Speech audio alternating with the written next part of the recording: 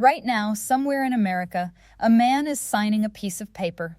He's not buying a house, he's not signing a mortgage, he's buying a truck. And the number on that paper says $900 a month.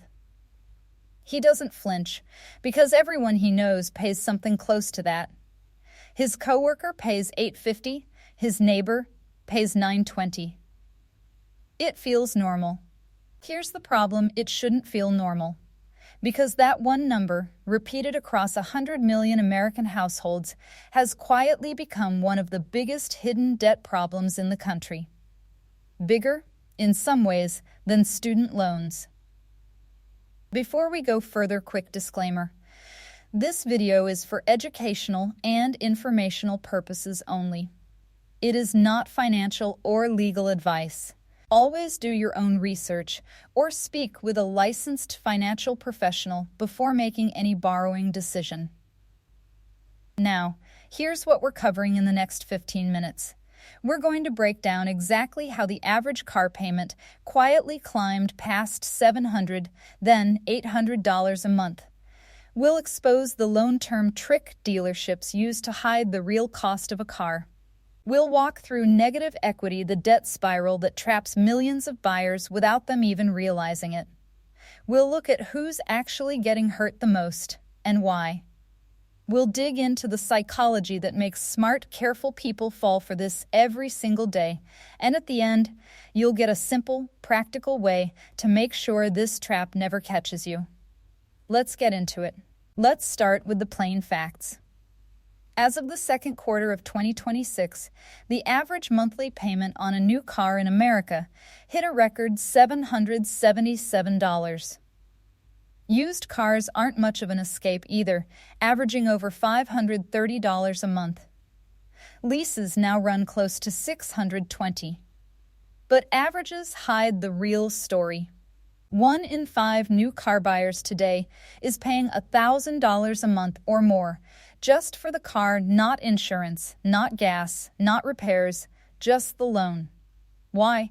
Because the average new car now costs more than $50,000. That's not a typo. $50,000 for a new average car, not a luxury model. And here's the detail that should really stop you. The cheapest new car in America, the last one under $20,000, is gone. It doesn't exist anymore. The under $25,000 category is shrinking fast too. Automakers stopped building affordable cars because the profit margins on trucks and SUVs are simply too good to walk away from. So, the starting line has moved. You're not choosing whether to buy an expensive car anymore. You're choosing how expensive. Here's something most car buyers never think about. Dealerships don't sell you a car. They sell you a monthly number. Walk into any dealership and the salesperson won't ask, "What price can you afford?" They'll ask, "What payment works for you?" That single sentence is doing a lot of quiet work. Because if $50,000 sounds scary, but $650 a month sounds fine, the dealer has a tool to make that gap disappear. It's called stretching the loan term. 10 years ago, a 5-year car loan was completely standard. Today, that's almost old-fashioned. In the second quarter of 2026, over a third of new car buyers, 36.5%, signed loans of 73 months or longer. Nearly 1 in 4 signed loans of 84 months or more. 7 years. Some credit unions now offer 10-year loans. Stretching the term is a magic trick. It doesn't make the car cheaper. It just spreads the pain out so thin you barely feel it each month, while making sure you feel it for as long as possible. Because here's the trade-off nobody mentions at the dealership. The average buyer taking out a new car loan today will pay close to $9,800 in interest alone over the life of that loan. Almost $10,000 just to borrow the money. A longer loan feels like relief. It's actually a slower bleed. There's a second lever most people don't see either: your interest rate itself. Right now, the average rate on a new car loan sits around 6.5% to 7%, and used car rates run closer to 11 or 12%. But that's just the average. If you have excellent credit, you might pay under 5%. If your credit is poor, that same new car loan can carry an interest rate above 16%, and for a used car, it can climb past 21%. That means two people buying the identical car on the identical day can end up paying wildly different totals, sometimes tens of thousands of dollars apart, based purely on a 3-digit credit score. And the people with the weakest credit, who can least afford a high rate, are the ones who get charged the most for the exact same car. Now let's talk about the part of this trap that actually snaps shut. Cars lose value the moment you drive them off the lot. Everyone kind of knows this. What most people don't calculate is how fast the loan balance and the car's value cross paths, especially on a long loan. On a standard 5-year loan, most buyers reach positive equity, meaning the car is worth more than what they owe, somewhere in year 2 or 3.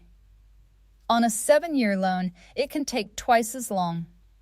For a big chunk of that loan, you are underwater. You owe more than the car is worth. This has a name in the industry: negative equity.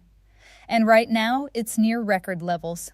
In the second quarter of 2026, 29.6% of people trading in a car toward a new purchase were underwater, owing an average of $6,884 more than their trade-in was worth.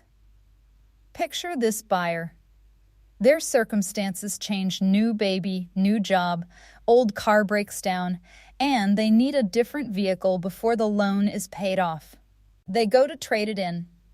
The dealer says, "No problem, we'll just roll what you still owe into your new loan."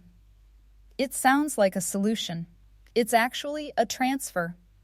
That debt doesn't disappear, it gets bolted onto the price of the next car. On a new loan, accumulating new interest. Buyers who roll negative equity into a new loan end up with an average payment of about $932 a month. That's the number from our thumbnail. That's not an exaggeration, that's the real average for people caught in the rollover cycle. Do this twice: trade in underwater, roll it forward, get underwater again, and you get what researchers call the negative equity spiral. Each new loan starts deeper in the hole than the last one. It's debt with a windshield and 4 tires.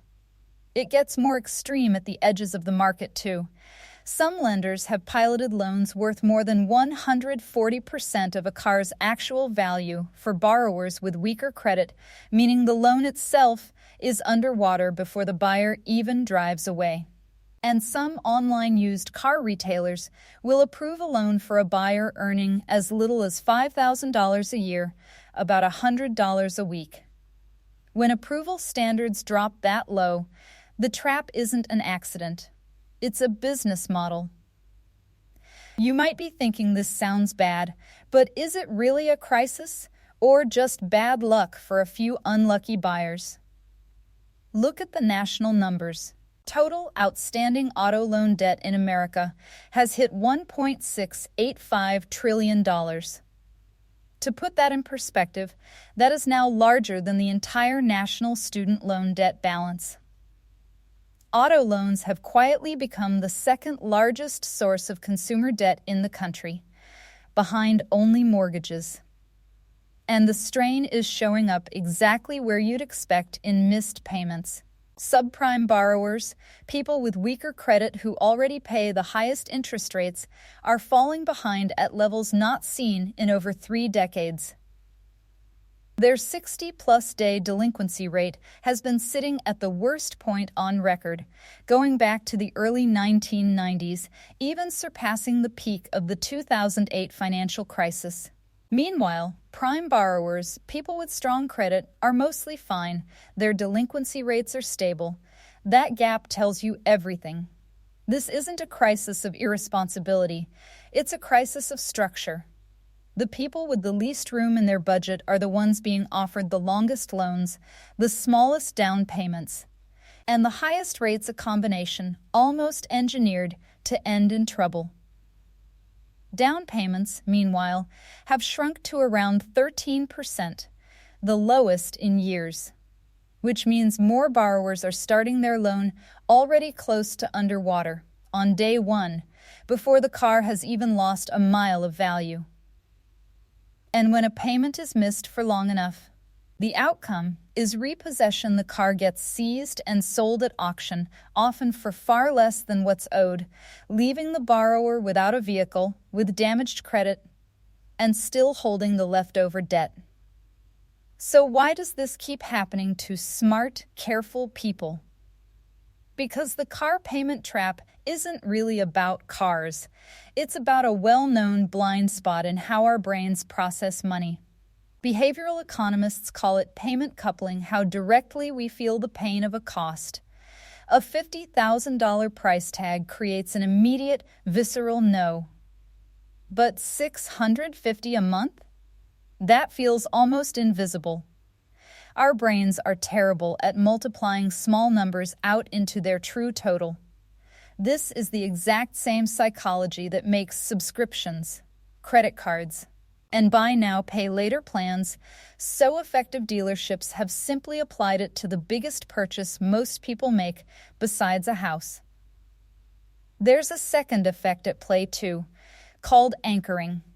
When almost everyone around you is paying $700, $800, $900 a month, that number starts to feel like the baseline, the normal price of having a car.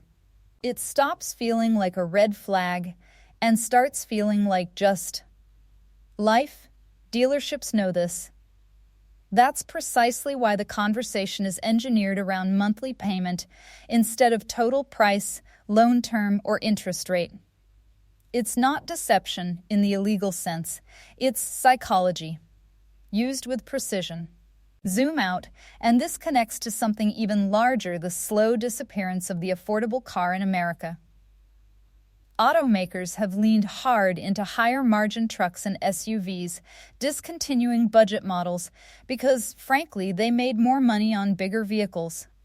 The result is a market where roughly 3 out of 4 consumers now say a new car feels financially out of reach for them. That's not a fringe opinion. That's the majority of the country.